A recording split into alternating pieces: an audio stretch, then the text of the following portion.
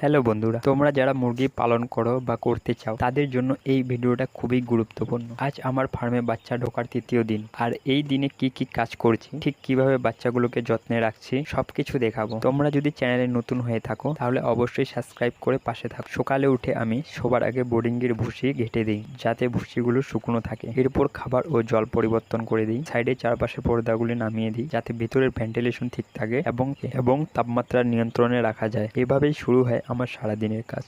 আজকের সকালের জলে আমি জল শোধন ও ভিটামিন মিশিয়ে দিয়েছি যাতে বাচ্চাগুলোর বৃদ্ধি ভালো হয় ও রোগ প্রতিরোধ ক্ষমতা বাড়ে। দুপুরে আমি জলের মধ্যে আবারও জল শোধন ও গ্লুকোজ বা ইলেকট্রল মিশিয়ে দিই প্রতি লিটারে 1 গ্রাম করে। এটি বাচ্চাদের শরীরে শক্তি যোগায় ও ডিহাইড্রেশন কমায়। এই সময় আমি বাচ্চাদের আচরণ লক্ষ্য করি, তারা ঠিকমতো খাচ্ছে কিনা, পানীয় লাইন ও ফিডারে কোনো সমস্যা হচ্ছে কিনা, এছাড়াও ভুসি অতিরিক্ত ভিজে যায় বা ময়লা হয় কিনা। যদি হয়ে থাকে তখন সেটি শুকনোর জন্য বদলে দিই। তাপমাত্রা যদি বেশি হয় তাহলে কিছু লাইট বন্ধ করে দিই এবং সন্ধ্যার সময় আলো কমে গেলে আমি ফার্মের সব বাল্ব জ্বালিয়ে দিই যাতে বাচ্চাগুলো খাওয়া ও চলাফেরা সঠিকভাবে করতে পারে। এরপর খাবার ও জল নতুন করে পরিবর্তন করে দিই। সন্ধ্যার দিকে আমি একটু বাড়তি খেয়াল রাখি, কারণ এই সময়ে ঠান্ডা পড়তে শুরু করে। তাপমাত্রা ঠিক আছে কিনা সেটা দেখে নিই।